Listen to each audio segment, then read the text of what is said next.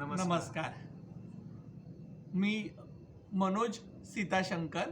आणि मी प्रथमेश जाधव. प्रथमतः इथे उपस्थित रसिक प्रेक्षक आणि माझे कलाकार मित्रमंडळी, त्याचबरोबर पडद्यामागे काम करणारे सर्व कलावंत यांना जागतिक रंगभूमी दिनाच्या हार्दिक शुभेच्छा.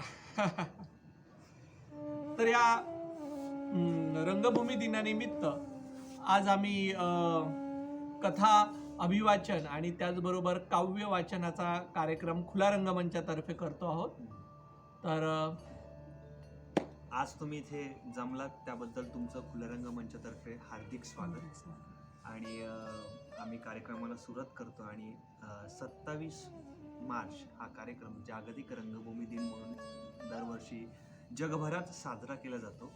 आणि या कोरोनाच्या या कोविडच्या स्थितीमुळे काही ठिकाणी तो केला जात नाही, पण तो ऑनलाईन पद्धतीने सादरीकरण केला जातोय.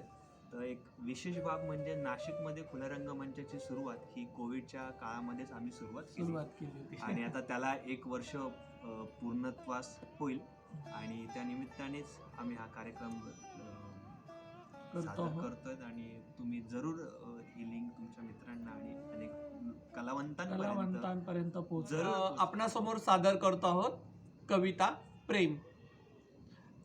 कवी कुसुमाग्रज वि वा शिरवाडकर. एक थोडक्यात पार्श्वभूमी सांगतो. विवा शिरवाडकर उर्फ कुसुमाग्रज हे नाशिकचे असल्याने ते नाशिकमध्ये कुलकर्णी गार्डन येथे संध्याकाळी फेरफटका मारण्यासाठी जात होते आणि त्यावेळेस त्यांच्या नजरेत त्या गार्डनमध्ये बसलेले कपल दिसलं आणि त्या मुलाने त्या मुलीला सांगणं चालू होतं की बा तुझ्यासाठी मी हे करेल ते करेल. सगळ्या प्रेमाच्या आणाभाका चालू होत्या. त्यावेळेस कुसुमाग्रजांच्या मनात आलं, अरे तू हे सगळं काही सगळं असं शब्दांची लाखोळी वाहू नकोस. सरळ तिच्या डोळ्यात डोळे घालून तुझं तिच्यावर प्रेम आहे हे स्पष्ट सांग. त्यानंतर ते घरी आले आणि त्यांच्या भावना या शब्दबद्ध केल्या प्रेम ह्या कवितेतून. पुरे झाले चंद्र सूर्य, पुऱ्या झाल्या तारा, पुरे झाले नदी नाली, पुरा झाला वारा. मोरासारखा छाती काढून उभा राहा, मोरासारखा छाती काढून उभा राहा आणि जाळासारखा नजरेत नजर बांधून पहा. सांग तिला तुझ्या मिठीत आहे स्वर्ग सारा, पुरे झाले चंद्र सूर्य, पुऱ्या झाल्या तारा. शेवाळलेले शब्द आणि यमक छंद साधतील काय, शेवाळलेले शब्द आणि यमक छंद साधतील काय आणि डांबरी सडकेवरती श्रावण इंद्रधनु बांधील काय. उन्हाळ्यातल्या ढगासारखा राशील फक्त फिरत, उन्हाळ्यातल्या ढगासारखा राशील फक्त फिरत, जास्तीत जास्त 12 महिने ती बाई बसेल झुरत. नंतर तुला लगीन चिठ्ठी आल्याशिवाय राहील काय. म्हणतो पुरे झाले चंद्र सूर्य, पुऱ्या झाल्या तारा आणि पुरे झाले नदी नाले, पुरा झाला वारा. म्हणून म्हणतो जागा हो जाण्यापूर्वी वेळ. प्रेम नाही अक्षरांच्या भातुकलीचा खेळ. प्रेम म्हणजे वनवा होऊन जळत जाणं. प्रेम म्हणजे वनवा होऊन जळत जाणं आणि प्रेम म्हणजे जंगल होऊन जळत राहणं. प्रेम कर भिलासारखं, बाणावरती खोचलेलं, मातीमध्ये उगून सुद्धा मेघापर्यंत पोचलेलं. शब्दांच्या या धुक्यामध्ये अडकू नकोस, बुरुजावरती झेंड्यासारखा फडकू नकोस. अरे उधळून दे तुफान सगळं काळजामध्ये साचलेलं. प्रेम कर भिलासारखं, बाणावरती खोचलेलं. वा. कवी कुसुमाग्रज. कवी कुसुमाग्रजांचीच कविता आहे. कवितेचं नाव आहे शब्दबंध. कवी कुसुमाग्रज. नांदीनंतर पडदा उघडला तेव्हा मी तुडुंब भरलेलो होतो. हजारो रंगीबेरंगी शब्दांनी, शरीरभर रोरावणाऱ्या असंख्य आविर्भावांनी, भीतींनी, आशेंनी, अपेक्षांनी.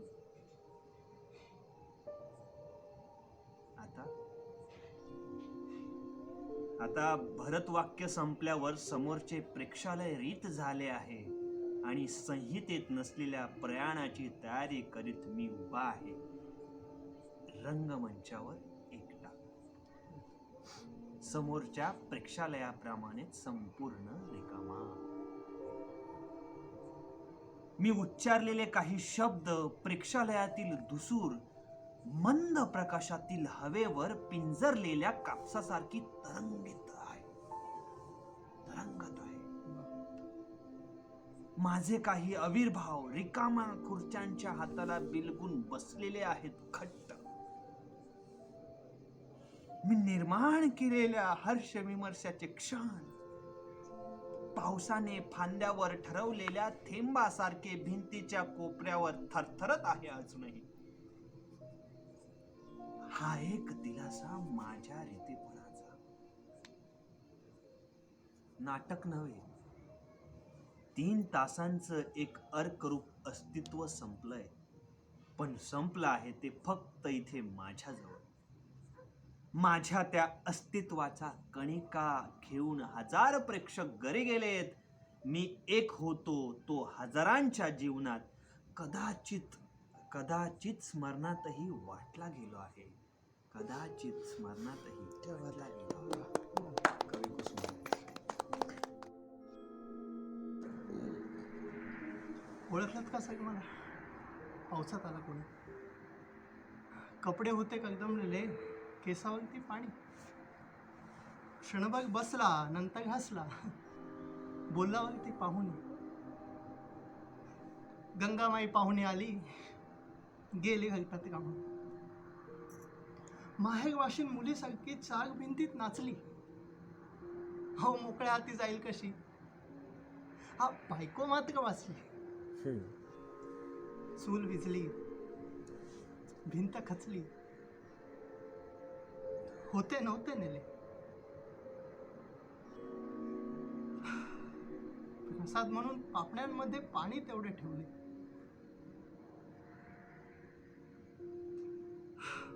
कागभरणीला घेऊन संगे सग आता मी लढतो आहे. पडकी भिंत बांधतो आहे, चिखल गाळ काढतो आहे.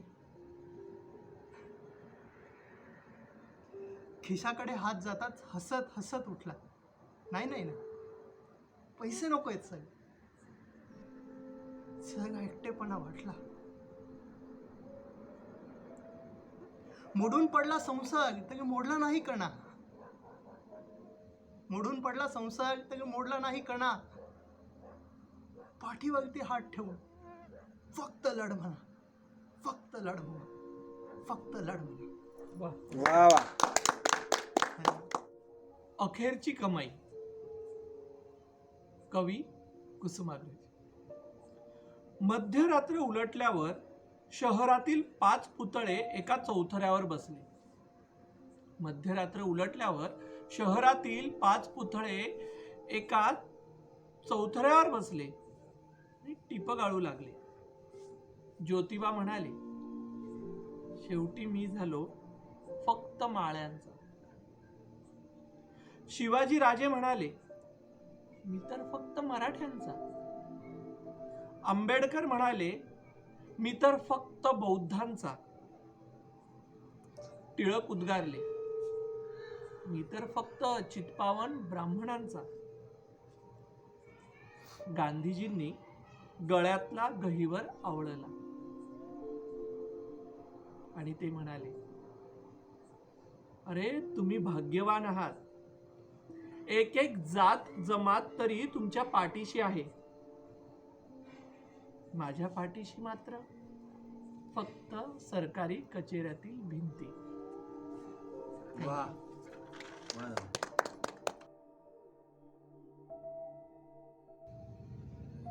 कथा स्मशानातील सोनं. शेजारच्या गावात एका बलाढ्य सावकार मरण पावल्याची बातमी ऐकून भीमानं ताडकन उडीच मारली. त्याला समाधानानं भरता आलं. आनंद त्याच्या हृदयात मावेनासा झाला. त्यानं त्या गावाकडे पाहून भरकन आपली नजर सूर्याकडे वळवली. सूर्य तेव्हा मावळतच होता. आकाशात पावसाळी ढगांनी गर्दी केली होती. ते नांगरून पडलेल्या जमिनीप्रमाणे अबडधोबड दिसत होते. त्या अक्राळ विक्राळ ढगातून मावळता प्रकाश मुंबईवर वर्षावत होता. वारा मंद वाहत होता, त्यामुळे घनदाट जंगल करकरत होतं आणि त्या जंगलात बसलेली ती 50 झोपडी भेदरली होती. जुने पत्रे, चटया, फळ्या, पोती यांनी तिथली घरांचा आकार घेतला होता. त्या घरात माणसं राहत होती. बेकार वस्तूंनी तिथं बेकारांवर छाया धरली होती. दिवसभर पोटाच्या पाठी धावून दमलेली माणसं आता स्थिरावली होती. पोरं खेळत होती. एका प्रचंड चिंचेखाली भीमा विचारमग्न बसला होता. त्याच्या हृदयात भयंकर हुरहुर उठली होती. त्याला त्या मेलेल्या सावकाराची ओढ लागली होती. त्याचा आत्मा कित्येक वेळा त्या गावाच्या स्मशानात जाऊन परत त्या चिंचेखाली येत होता. भीमा पुन्हा पुन्हा सूर्याकडे पाहून त्या गावाकडे पाहत होता. त्याला आता अंधाराची गरज होती, म्हणून तो चुळबुळत होता. त्याची लाडकी लेक नाबादा जवळच खेळत होती आणि बायको घरात भाकरी थापीत होती. हा भीमा अंगापिंडानं जबरा होता. लाल रंगाचा मोठा फटका, पिवळे धोतर, जाड कपड्याची पैरण असा त्याचा सातारी पोशाख होता. तो भर पैलवानासारखा दिसे. त्याचं प्रचंड मस्तक, रुंद गर्दन, दाढ भुवया, पल्लेदार मिशा, रुंद पण तापट चेहरा पाहताच कित्येक जणांना हुडहुडीच भरत होती. भीमाचं गाव दूर वारणेच्या काठी होतं, पण रेड्याचं बळ असूनही पोट भरत नाही म्हणून तो मुंबईला आला होता. मुंबईत येऊन त्यानं काम मिळवलं होतं. मुंबईत येऊन त्याने काम मिळावं म्हणून सारी मुंबई पालती घातली होती, पण त्याला काम काही मिळत नव्हतं. आपणाला काम मिळावं, आपण कामगार व्हावं, पगार आणावा, बायकोला पुतळ्याची माळ करावी अशी कित्येक स्वप्न फाडून भीमा निराश होऊन त्या उपनगरात जंगलात आला होता. मुंबईत ना सर्व आहे, पण काम आणि निवारा नाही. त्यामुळं त्याला मुंबईचा राग आला होता आणि त्या उपनगराजवळ येताच शेजारच्या डोंगरात एका खाणीत त्याला कामही मिळालं होतं. त्या जंगलात काम आणि निवारा मिळताच भीमाला आनंद झाला होता. तो आपलं रेड्याचं बळ घेऊन त्या डोंगराला जणू टक्कर देत होता. त्यानं टिकाव हाती घेताच डोंगर मागं सरकत होता. त्यानं सुटकी उचलताच काळे पाषाण तोंड पसरत होते. त्यामुळे कंत्राटदारही त्याच्यावर खुश होता आणि भीमाही कामात संतुष्ट होता, कारण आता त्याला पगार मिळत होता. परंतु 6 महिन्यातच ती खाण बंद पडली आणि भीमावर बेकारीची कुऱ्हाड कोसळली. तो एका सकाळी कामावर रुजू झाला आणि लगेच त्याला समजले की आजपासून ही खाण बंद झालेली आहे. आपलं काम सुटलं ही वार्ता ऐकून भीमा भांबावला. उपासमार त्याच्यापुढे नाचू लागले. क्षणात तो विवंचनेच्या डोहात बुडाला. उद्या काय होणार हा एकच प्रश्न तो स्वतःला विचारू लागला. अंगातील कापड काखेत दाबून भीमा घरी निघाला होता. तो एका ओढ्यावर थांबला.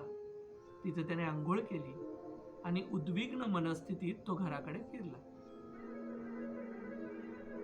तोच त्याची नजर एका राखेच्या ढिगाऱ्यावर स्थिरावली. ती राख मढ्याची होती. जळकी हाडं सर्वत्र पसरली होती. त्या मानवी हाडांच्या जळक्या खुळप्या पाहून भीमा अधिकच गंभीर झाला. एखादा बेकार असेल बिचारा, कंटाळून मेला असेल, सुटला असेल एकदाच, असं मनाला सांगू लागला. आपणही असेच मरणार, 2 दिवसात उपासमार सुरू. मग नाबदा रडत बसेल, बायको मलूल होईल आणि आपण काहीच करू शकणार नाही. इतक्यात त्या राखेच्या ढिगाऱ्यावर काहीतरी चमकलेलं त्याला दिसलं. तसा भीमा पुढे आला. त्याने वाकून निरखून पाहिलं. तिथं 1 तोळ्याची सोन्याची अंगठी होती. ती चटकन उचलून भीमानं करकचून आपल्या मुठीत दाबली.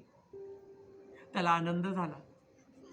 1 तोळा सोनं आणि तेही मड्याच्या राखेत. त्याला हर्ष झाला.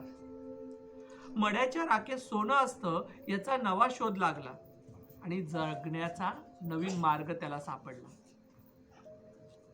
आणि दुसऱ्या दिवसापासून भीमा त्या प्रदेशात सर्वत्र हिंडू लागला. नदी नाल्यातील मसनवाटे तो तुडू लागला. प्रेताची राख जमवून तो चाळणीनं चाळू लागला आणि रोज त्या राखेतून सोन्याचे कण तो काढू लागला. वाळी, मुदी, नथ, पुतळी, वाळा असे काही ना काही घेऊन तो रोज घरी येऊ लागला. भीमाचा हा नवा उद्योग जोरात सुरू होता. तो निर्भय होऊन राख चाळीत होता. अग्नीच्या दाबानं प्रेताच्या अंगावरचं सोनं वितळून त्याच्या हाडात जातं याचा त्याने ठाव घेतला होता. जळकी हाडं वेचून तो त्यातून सोन्याचे कण काढी, कवटी फोडी, मनगट कुटी, पण सोनं तो मिळवीच. संध्याकाळी तो कुर्ल्याला जाऊन ते सोनं विकत आणि रोख रक्कम मोजून घेई. मग घरी येते वेळी नाबदासाठी खजूर घेई. हा त्याचा रोजचा धंदा अखंडपणे सुरू झाला होता. भीमा प्रेताची राख चाळून जगत होता. त्यामुळे जगणे आणि मरणे यातील अंतर त्याला कळेनाशी झाले होते. त्या राखेत सोनं असेल ती राख श्रीमंताची आणि राखेत सोनं नसेल ती राख गरीबाची अशी त्याची ठाम समजूत झाली होती. मरावं तर श्रीमंताने आणि जगावं तरी श्रीमंतानेच. गरीबाने ना मरूच नये असा त्याचा दावा होता. अवमानित पामराला जगण्या आणि मरण्याचा मुळीच अधिकार नाही असं तो शेजारच्यांना दरडावून सांगत होता. जो मरते समयी तोळाभर सोनं दाढेत घेऊन मरतो तोच खरा भाग्यवान असं त्याचं मत होतं. बेकारीच्या उग्रतेने त्याला उग्र केलं होतं आणि तो रात्रंदिवस मसनवटी धुंदाळीत होता. मडं हे त्याच्या जीवनाचं साधन झालं होतं. त्याचं जीवन मड्याशी एकरूप झालं होतं. त्याच दरम्यान त्या भागात अनेक चमत्कार घडत होते. म्हणजे पुरलेली मडी ही बाहेर पडत होती. एका सावकाराच्या तरुण सुनेचं प्रेत स्मशानातून नदीवर येऊन पडले होते आणि या प्रकारामुळे कित्येक लोक हे भयभीत झाले होते. अलीकडे मडी नदीवर येऊन कशी जातात याचं त्यांना नवल वाटत होतं. कुणीतरी प्रेत उकरून काढीत असावं असा संशय येऊन पोलीस खातं पाळतीवर होतं. पण मढ्यावर पाळत ठेवणं हे तितकं सोपं नव्हतं. सूर्य मावळला. सर्वत्र अंधार पसरला. भीमाच्या बायकोनं भीमाला जेवण वाढलं तेव्हा तो गंभीर होऊन जेवू लागला. आज हा कुठेतरी जाणार हे लक्षात येऊन ती हळूच म्हणाली, आज कुठं जाणार वाटतं? मला वाटतं हे काम नको आपल्याला. दुसरं काहीतरी काम करा. मड्याची राख, सोनं, संसार हे सारं विपरीत आहे. लोक नावं ठेवतात. तू बोलू नकोस. तिचं बोलणं ऐकून भीमानं मन दुखावलं. तो चिडक्या स्वरात म्हणाला, मी काही करेन, त्यात काय जातं? माझी चूल बंद झाल्यावर कोण पेटवणार आहे का? तसं नव्हे. नवऱ्याचा तो उग्र चेहरा पाहून ती हळूच म्हणाली, भूतासारखं हिंडणं चांगलं वाटत नाही. मला भीती वाटते म्हणून मी स्मशान वाटात भूत असतात असं तुला कोणी सांगितलं? अगं, ही मुंबई एक भूतांचा बाजार आहे. खरी भूत घरात राहतात आणि मेलेली त्या मसनवाटात कुसतात. भूतांची पैदास गावात होते, रानात नाही. भीमा असं म्हणाला. त्याचं हे बोलणं ऐकून ती गप्प झाली आणि भीमानं निघण्याची तयारी केली. तो गुरकून म्हणाला, मुंबई चाळून मला काम मिळालं नाही, पण मड्याची राख चाळून मला सोनं मिळालं. डोंगर फोडला तेव्हा 2 रुपये दिले मला, पण आता सहज ती राख मला 10 रुपये देते. असं म्हणून तो घराबाहेर पडला. तेव्हा बरीच रात्र झाली होती. सर्वत्र निशब्द शांतता नांदत होती आणि भीमा निघाला होता. भीमा अंधारातून निघाला होता. त्यानं डोकीला टपार बांधली होती, वर पोत्याची खोळ घातली होती आणि कंबर बांधली होती. काखेत एक आणीदार पहार घेऊन तो ढेंगा टाकीत निघाला होता. त्याच्या सभोवती घोर अंधार थैमान घालीत होता. त्याला कसलीही भीती वाटत नव्हती. सकाळी एक लुगडं, एक परकर, पोलक, खजूर एवढाच विचार करत तो निघाला होता. आज तो बिथरलाच होता. वातावरण घुमत होतं, क्षणोक्षणी गंभीर होत होतं. मध्येच एखादं कोल्ह्याचं टोळकं हुकी देऊन पळत होतं. एखादा साप सळसळत वाट सोडून जात होता. दूर कुठेतरी घुबड धुतकार देऊन भेसूर भर घालीत होतं. या निर्जन जंगलात सर्वत्र ओसाड दिसत होतं. कानोसा घेत भीमा गावच्या जवळ आला. त्याने खाली बसून दूर पाहिलं. गाव सामसूम झालं होतं. अधूनमधून कोणीतरी खाकारत होतं. एखादा दिवा डोळे मिचकावीत होता. परिस्थिती अनुकूल आहे हे पाहून भीमाला आनंद झाला आणि तो चटकन स्मशानात शिरून आजच्या सावकाराची नवी गोर शोधू लागला. फुटकी मडकी, मोडक्या किरट्या बाजूला सारीत या गौरीवरून त्या गौरीवर तो उड्या मारीत निघाला होता. प्रत्येक ढेपणीपाशी जाऊन काडी ओढून पाहू लागला. एका रांगेत नीर काढीत निघाला होता. आकाशात ढगांनी गर्दी केली होती, त्यामुळे अंधार अधिकच काळा झाला होता. पण एकाएकी वीज उठली होती. ती ढगांच्या कप्प्यात नाचत होती. पाऊस पडण्याचा संभव होता, त्यामुळे भीमा घाबरला होता. पाऊस पडला की नवी गोर सापडणार नाही याची त्याला चिंता पडली होती. म्हणून तो चपळाई करीत होता. त्याला घाम फुटला होता आणि तो भान हरपला होता. मध्यरात्रीपर्यंत त्याने सारं स्मशान चाललं. या टोकापासून त्या टोकापर्यंत जाऊन पोचला आणि भयभीत होऊन मटकन खाली बसला. वारा भरभरत होता. मोडक्या किरटीच्या जुन्या झावळ्या फडफडत होत्या. जणू कोणीतरी दात खात असावं तसंच ऐकू येत होतं. आणि त्या भयंकर गुरगुर आणि तिथे भयंकर गुरगुर उठत होती. कोणीतरी गुरगुरत होतं, मुसमुसत होतं आणि माती उकरीत होतं. त्याला नवल वाटलं. तो पुढे सरकला. तो सर्व काही शांत. आवाज येईन असा झाला.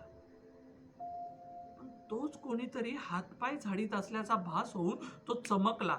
चटकन जागीच थांबला आणि विद्युत गतीनं भीती त्याच्या देहातून सरकून मस्तकापर्यंत गेली. आयुष्यात तो प्रथमच एवढा घाबरला होता.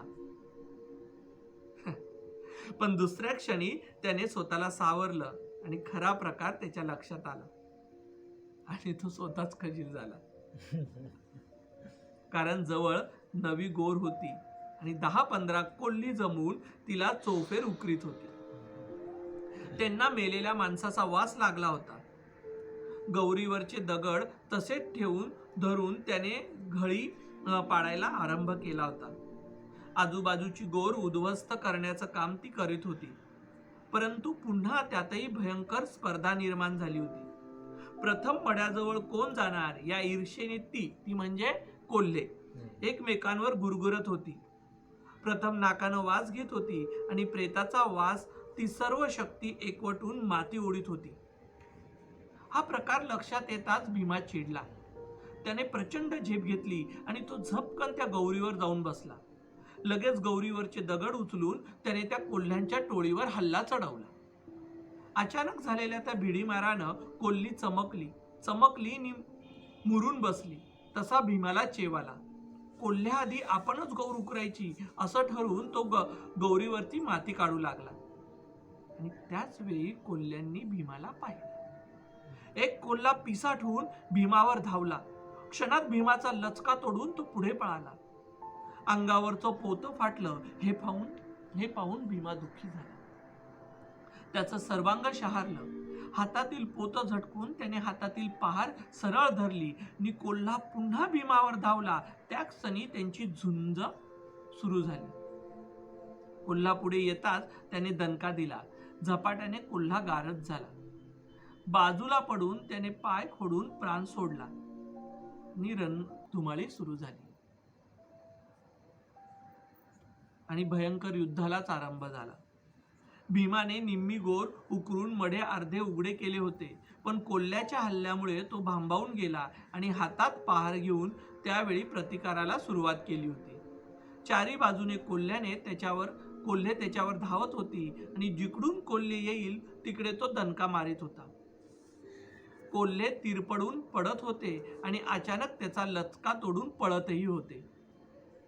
गावाच्या शेजारी हे अभूतपूर्व युद्ध पेटलं होतं.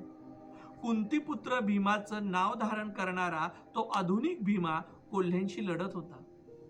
उद्याच्या अन्नासाठी, मढ्यासाठी आपली सर्व शक्ती पणाला लावून तो लढत होता. पशु आणि मानव यांचे मृतदेहासाठी दारुण रण पेटलं होतं. सृष्टी निद्रा घेत होती. मुंबई विश्रांती घेत होती. तो गाव निश्चित पडला होता आणि त्या स्मशानात सोन्यासाठी नि मड्यासाठी झटापटीला जोर चढला होता. भीमा प्रहार करून कोल्ह्यांना पाडीत होता. कोल्ही त्याचा मार चुकवून त्याचा लचका तोडीत होती किंवा त्याच्या मारानं घायाळ होऊन किंचाळत होती. भीमा लचका तुटताच विवळत होता, शिव्या देत होता. शिव्या, मार, गुरगुरणे, किंचाळणे यामुळे ते स्मशान थरारले होते. कितीतरी उशिराने कोल्ह्यांचा हल्ला थांबला. अंधारात दबा धरून ती सर्व कोल्ही विश्रांती घेऊ लागली आणि तो अवसर मिळताच भीमानं त्या गौरीतील ते प्रेत काढून मोकळं केलं. तोंडावरचा घाम पुसला आणि त्या गौरीत उतरला. तोच पुन्हा कोल्ही तुटून पडली आणि पुन्हा हाणामारीला सुरुवात झाली. परंतु भीमाच्या प्रचंड शक्तीपुढे अखेर कोल्ही पराभूत झाली आणि त्यांनी आपला पराजय कबूल केला. आणि लगेच भीमानं त्या प्रेताच्या काकेत हात घालून जोराने ते प्रेत उपसून बाहेर वर काढलं. मग काडी पेटवून प्रेताची पाहणी केली. दडदडीत ताट पडलेले मडे त्याच्या पुढे त्या गौरीत उभे होते. त्याने चपळाई करून प्रेताच्या हात चाचपून पाहिला. एक अंगठी सापडली. कानात मुदी होती. ती भीमाने ओरबाडून काढली. नंतर त्याला आठवण झाली की प्रेताच्या तोंडात नक्कीच सोनं असणार. त्यानं त्याच्या तोंडात बोटं घातली, पण प्रेताची दातखिळी ही घट्ट बसली होती. क्षणात त्याने आपली पहार प्रेताच्या जबड्यात घालून ती बचाळी उचकली. एका बाजूने ती पहार जबड्यात घालून दुसऱ्या बाजूने त्याने आपली बोटं प्रेताच्या तोंडात घातली आणि त्याच वेळी दबा धरून बसलेल्या कोल्ह्यांची कोल्हेकुई केली.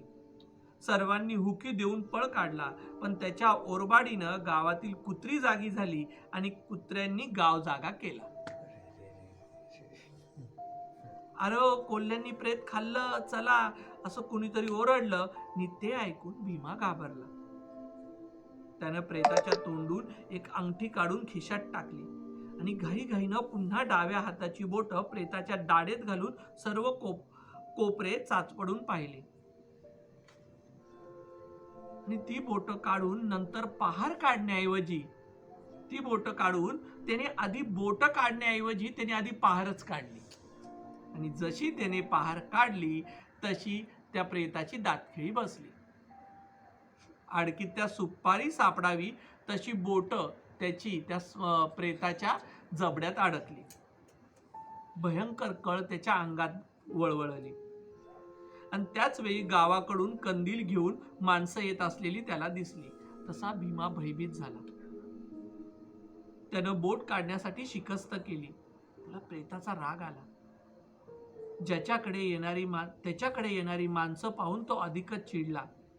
त्याने हातातील लोखंड प्रेताच्या टाळूवर जोर जोराने मारले आणि त्या दणक्याने त्याचे बोट हे अधिकच अडकले. प्रेताचे दात बोटात रुतले होते. त्याच्या अंगात मुंग्या उरल्या. हेच खरं भूत. हे आपणाला पकडून देणार. लोक येऊन प्रेतासाठी मला ठार करतील, नाहीतर मारून मारून पोलिसांच्या हवाली करतील. असं दाटून भीमा आक्तिक झाला, वैतागला, निर्भान झाला. सर्व शक्ती एकवटून तो प्रेतावर पहार करू लागला. भडव्या, सोड मला, सोड, असे जोराने ओरडला. गावकरी जवळच येत होते. भीमा अडकला होता. मग त्याने विचार केला आणि नंतर पहार त्या प्रेताच्या जबड्यात घातली आणि मग हळूच बोटो ओढून ओढून ओढून बाहेर काढायला लागला.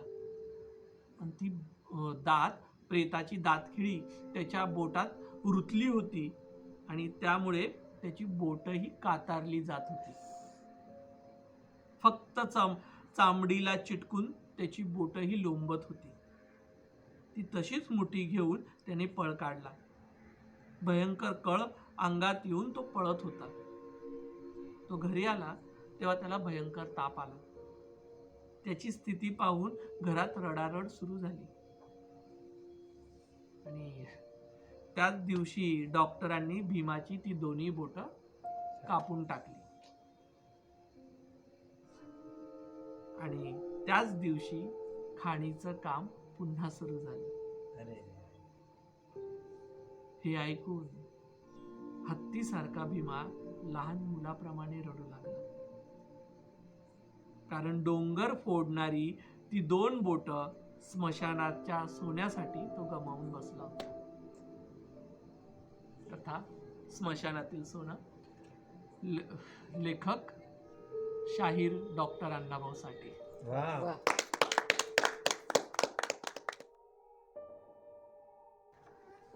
किल्ली ठेवून जाऊ नकोस, डॉक्टर समीर मोने.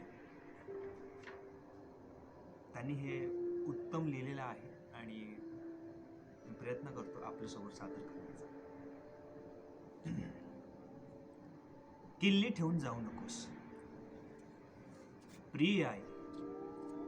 थोडी पार्श्वभूमी सांगतो. एका मुलाने आपल्या आईला पत्र लिहिलंय.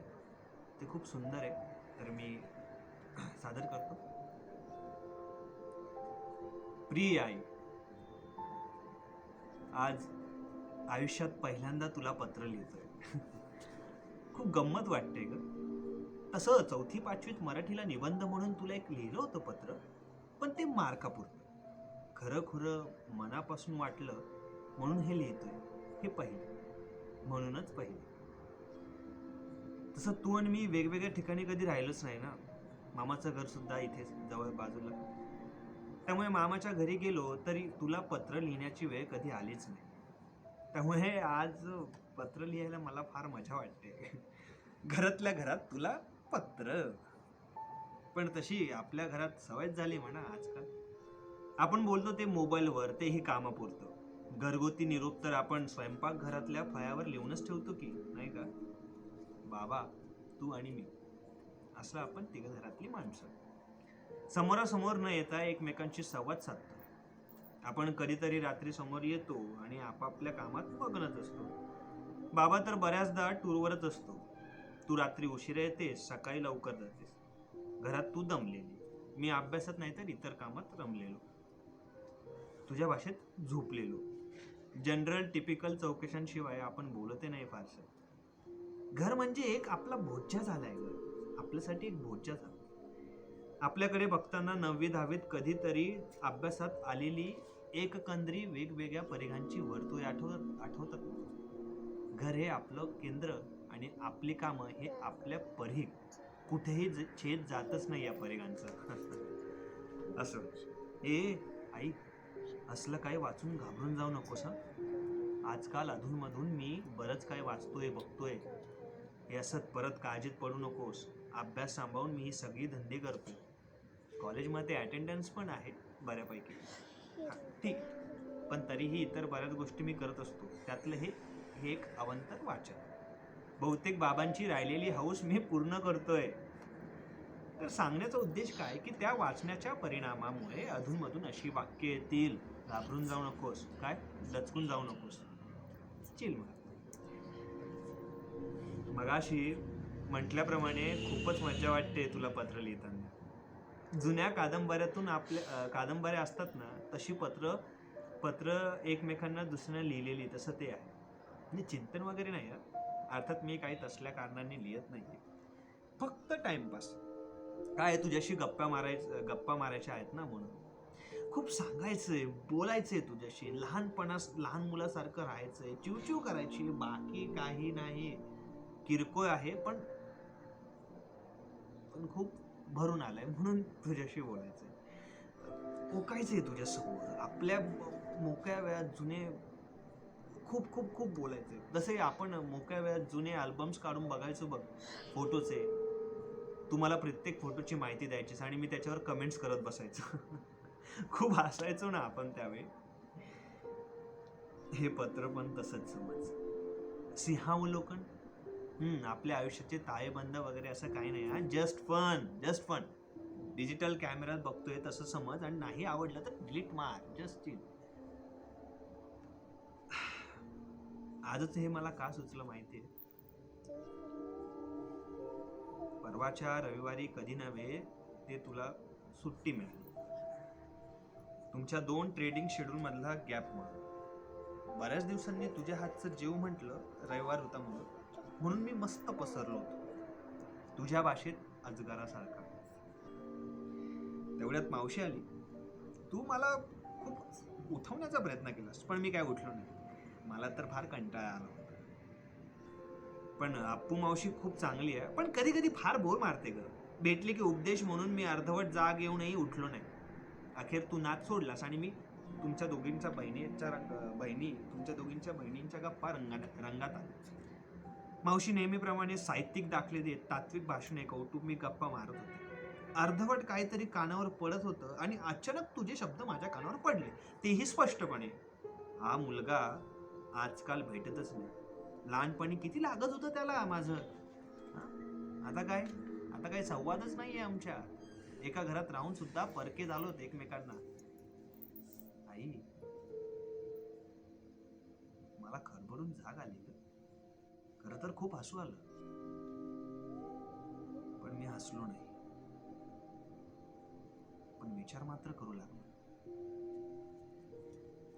खरंच किती जवळ होतं ना आपण. तुझ्याशिवाय दुसरं काही नव्हतंच मला. बाबा होता, पण तो लांबचा, परका. बोलायचा, चुका दाखवायचा, आज्ञा करणारा, वस्तू आणून देणारा, पुस्तक, गेम, सीडी सगळं आणून द्यायचं. आपल्या जगातला एक फेरीवाला. आपल्या दोघांचं अजूनही आहे ते शिल्लक. मी झाल्यावर म्हणे, तू करिअर सोडून काही वर्ष मला दिलीस माझ्यासाठी. म्हणजे माझ्यासाठी द्यायची तू ठरवलीस. मला माहित नाही, पण तुमच्या तोंडून ऐकलंय मी. 3-3.5 वर्षांचा होईपर्यंत तू संपूर्ण वेळ माझ्याजवळ असायचीस, हे ऐकलं. मला आता आठवत नाही, पण अजूनही तुझा स्पर्श मला आठवतात. तू मला भरवायचीस ते आठवतं, प्रेमाने जवळ घेणारी, आणि मी खूप त्रास दिल्यावर रागाने मला दूर करून देणारी. असं ते सगळं चमकून जातं ग डोळ्यासमोर. तुझा गंध जाणवतो. त्या 2 गोष्टी अजूनही ठळकपणे आठवतात. म्हणजे ते शाळेत आणि ज्युनियर केजीत पहिल्यांदा जाताना सुरुवातीचे 15 दिवस मी केलेला तमाशा तुला सोडायचोच नाही मी. माझ्यासोबत तू ही शाळेत 15 दिवस बसून राहिली होतीस, मला आठवतं ना चांगला. तुझा शोषिकपणा कमालीच होता यार. त्याचबरोबर तुझ्या डोक्यात घट्ट ऋतून आहे तो तुझा, माझ्या डोक्यात घट्ट ऋतून आहे तो तुझा मार. एकमेव आयुष्यात पहिल्यांदा खाल्लेला. शाळा सुरळीत चालू झाल्यानंतर काही दिवसांनी पुन्हा माझं डोकं फिरलं आणि दिवाळीच्या सुट्ट्या झालेल्या. मला पुन्हा घरची सवय झालेली. 3-4 दिवस मी पुन्हा धिंगाणा गेला शाळेत. तुझा संयम सुटला आणि शाळेच्या बाकावर तू मला बदललंस. आता लिहिताना सुद्धा खूप हसू येतंय मला. त्यावेळी जाम रडलो होतो मात्र. बाबाबद्दल पहिली महत्वाची म्हणजे कृतज्ञतेची जाणीव होणं फार जागृत होते. त्यानंतर 3 दिवस त्यांनी मला घरी बसवलं होतं, मात्र तुझ्याशिवाय, कुठल्याही खेळाशिवाय, करमणुकीशिवाय फक्त पलंगावर झोपून राहायचं. त्याच्या त्या वेगळ्या प्रकारच्या गोडीतल्या शिक्षेने मला शाळेची कायमची ओढ निर्माण झाली. एक खरंच नाही, बाबा बाबा ग्रेटच होता ग. म्हणजे बघ ना, आहे अजून पण त्याने कधी मारलं नाही, माझ्या अंगाला बोट देखील लावलं नाही. गरजेपुरतं सगळं पुरवलं त्याने, आवडीचं ते दिलं. पण तो दूरच्या देवासारखा वाटतो मला, म्हणजे अजूनपर्यंत वाटतच आलाय. माझ्या गोष्टीत कधी लक्ष त्याने कधी घातलं नाही, त्यानं अभ्यास कधी करून घेतला नाही. ते सगळं डिपार्टमेंट तुझ्याकडे. पालक सभेलाही तू देखील हजर राहायचीस. काय सांगायला गेलो की ऐकून घेई, फारसं काही लक्षात देत नसे. माझी सर्व बडबड तुझ्याकडेच, तूही कौतुकाने ऐकायचीस. आता मात्र आम्ही मित्र झालो हा, बाबा आणि मी. दूरवरच्या सगळ्या गमती सांगत असतो मला नेहमीसारख्या. सिनेमा, नाटक, पुस्तक यावर चर्चाही झडतात आमच्यात. पण कॉलेजमधल्या छोट्या छोट्या गोष्टी आणि घटना त्याला सांगावंसं वाटत नाही का? म्हणजे खरं तर तुलाही सांगावंसं वाटत नाही, पण काय लिहायचं म्हणून लिहितोय.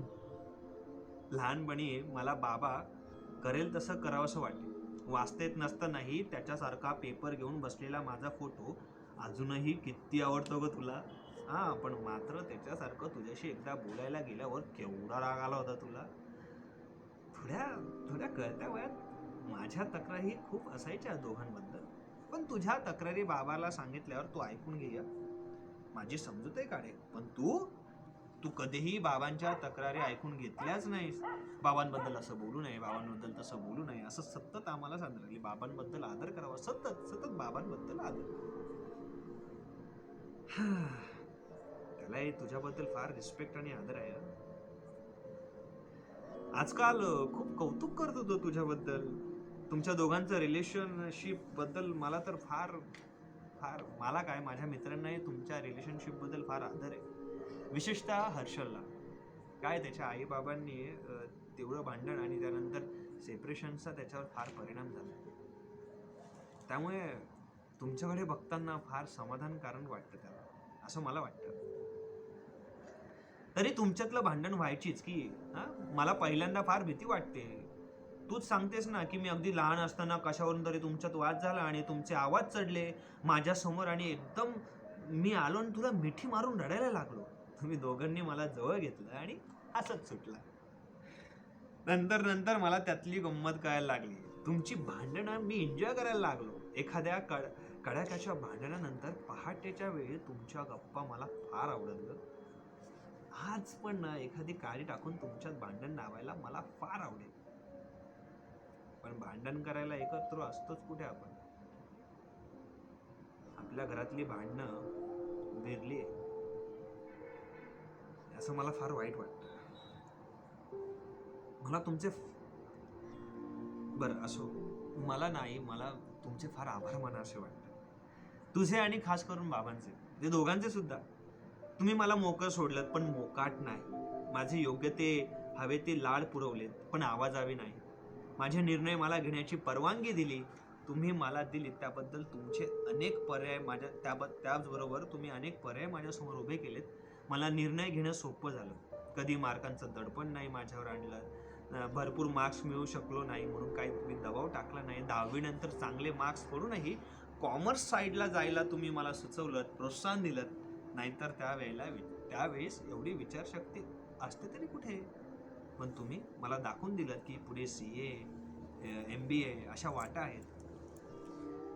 माझ्यावरचं दडपण नाहीसं झालं आणि मी आजकाल मोकळा श्वास घेतोय ते तुमच्यामुळे. कॉलेज लाईफ आणि एकंदरीत लाईफ ना एन्जॉय करू शकतोय ते तुमच्यामुळे. आई बाबा,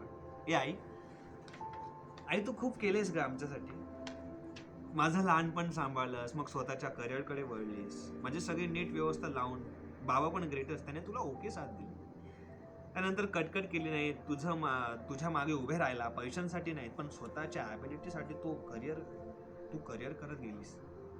तेही ब्रिलियंट. एका नावाजलेल्या कम्प्युटर ट्रेनिंग इन्स्टिट्यूटमध्ये तू मोठ्या पोस्टवर आहेस, पण तरी सुद्धा तू मला त्या क्षेत्रात ओढण्याचा जरा सुद्धाही प्रयत्न केला नाहीस ग. त्याबद्दल थँक्स. उगाच ओरडला नाही तुम्ही मला. अपयश सुद्धा पचवायला शिकवलं का तुम्ही दोघांनी. चुकांना शिक्षा केलीत, पण ती किती अभिनव पद्धतीने. तू रेग्युलर कामावर जायला लागलीस तेव्हा आपल्या प्रत्येक घराची किल्ली होती. आपल्या प्रत्येकाकडे घराची किल्ली होती. हा आठवतं ना मला. ते सांगायचं राहिलंच बघ. एक दिवस माझी किल्ली ती हरवली. घरी आल्यावर फाटकाच्या दारावरून उडी मारून मी आपल्या आतल्या बंगल्याच्या झोपाळ्यावर येऊन तुझी वाट बघत बसलो होतो. खरं तर माझी छाती धडधडत होती. भीती वाटत होती तुझी. तू किती रागवशील, काय बोलशील, काही काही काही कळत नव्हतं, काही सुचत नव्हतं. बाबा टूरवर होता. तू रात्री उशिरा आलीस, दमलेली, थकलेली. आधी मी तुला दिसलोच नाही. तुझ्या कपाळावरची आठी मात्र मला दिसत होती. तू फाटकाचं कुलूप उघडून आत आलीस आणि तुझं लक्ष माझ्याकडे गेलं. मी थरथरत होतो. काही न बोलता तू दरवाजाचं कुलूप उघडलंस आणि तू पुढे आणि मी मागे चोरासारखा आत आलो ग. तू पाणी घेतलंस आणि स्वतःला पिण्या अगोदर तू माझ्या पुढे केलंस. माझ्या डोळ्यातली आणि सहानुभूतीची बघून मी कोसळलो आणि तुझ्या कुशीत शिरून मी ढसाढसा रडलो. कितीतरी वेळ तू माझी निशब्द समजून घालत होतीस. सगळी हकीकत मी तुला सांगितली. एक शब्दही तू मला जाब ना विचारलास. नंतर तू सगळं कुलूप बदलून टाकलंस. अगदी लॅच सुद्धा बदललीस. पण आजतागत मला माझी म्हणून किल्ली कधी परत दिली नाहीस. तेव्हापासून तू माझ्यासाठी किल्ली तुळशीच्या कुंडीत ठेवतेस. किती मोठी, म्हणजे किती सुंदर शिक्षा ना. हे आपण पूर्वीसारखे भेटू शकत नाही, बोलू शकत नाही, याचा मला खरंच काही प्रॉब्लेम नाही. मी माझ्या जगात अगदी मशगूल आहे. मला काही कमी नाही आहे. त्यात एक फायदाही झालाय की बाबा मी बऱ्यापैकी जवळ आलोय.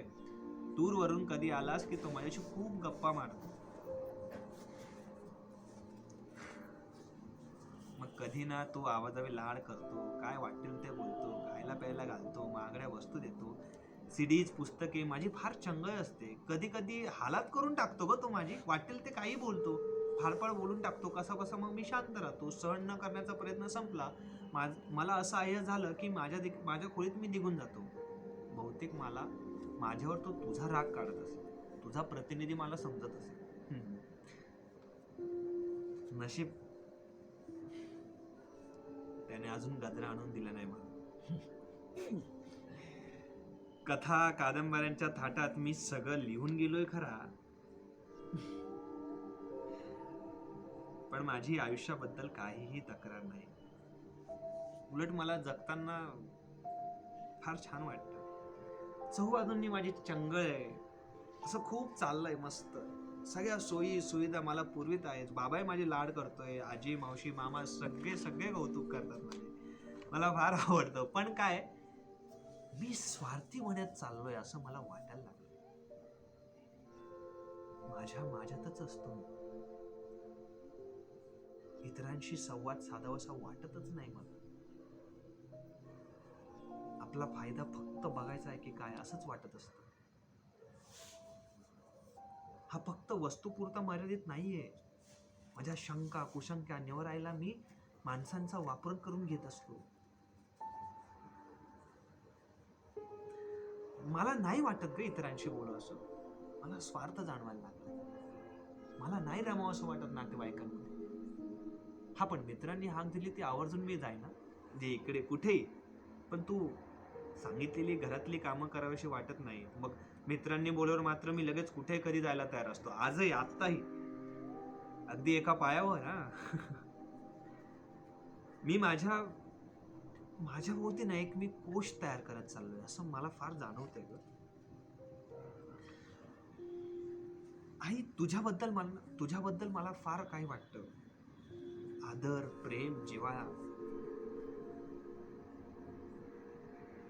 पण पूर्वीसारखं तुझ्या कुशीत ओसाशीने शिरावंसं वाटत नाही ग आई. माफ कर मला.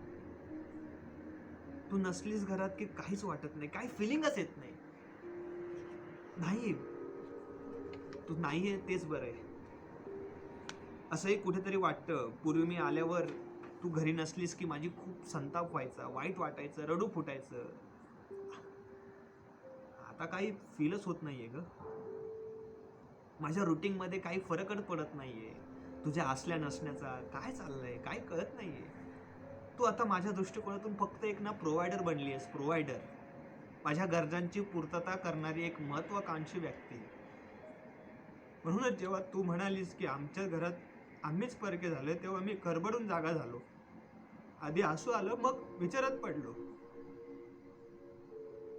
ह्याला आपण दोघेच जबाबदार आहोत का?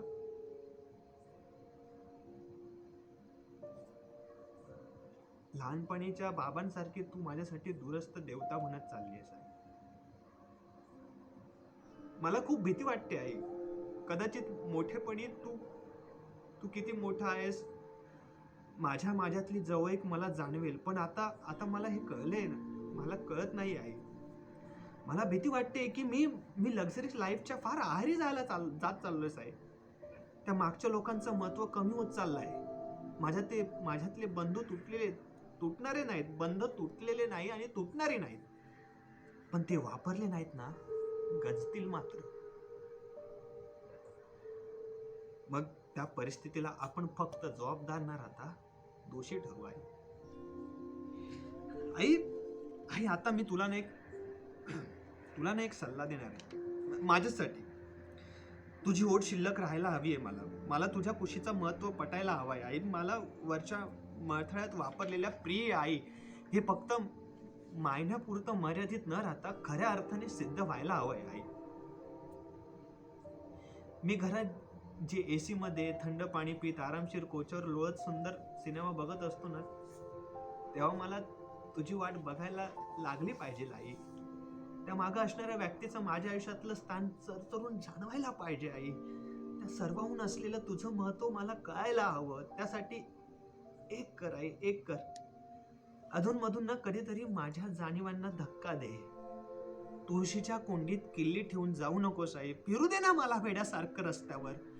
डोळे लावून बसू दे ना तुझ्या वाटेकडे. लांबून येणारी तुझी आश्वासक आकृती बघून येऊ दे ना ग माझे डोळे, भरून येऊ दे ना डोळे. आयुष्यातली सगळ्यात महत्वाची गोष्ट मिळाल्यावर समाधान मिळू दे ना मला पुन्हा एकदा, वारंवार, प्रत्येक वेळी. तुझ्या कुशीत ओसाशीनं घुसायचंय मला आई. माझ्या केसात मायनं फिरवणारा तुझा हात हवाय मला आई. म्हणून म्हणतो आई, किल्ली ठेवून जाऊ नकोस, किल्ली ठेवून जाऊ नकोस, किल्ली ठेवून जाऊ नकोस. धन्यवाद. लेखक डॉक्टर समीर नारायण. धन्यवाद. आपल्याला हा कार्यक्रम आवडलाच असेल अशी आशा करतो आणि खुल्या रंगमंचातर्फे सर्व जगभरातील रंगकर्मींना आणि रसिक प्रेक्षकांना हार्दिक शुभेच्छा. थँक्यू.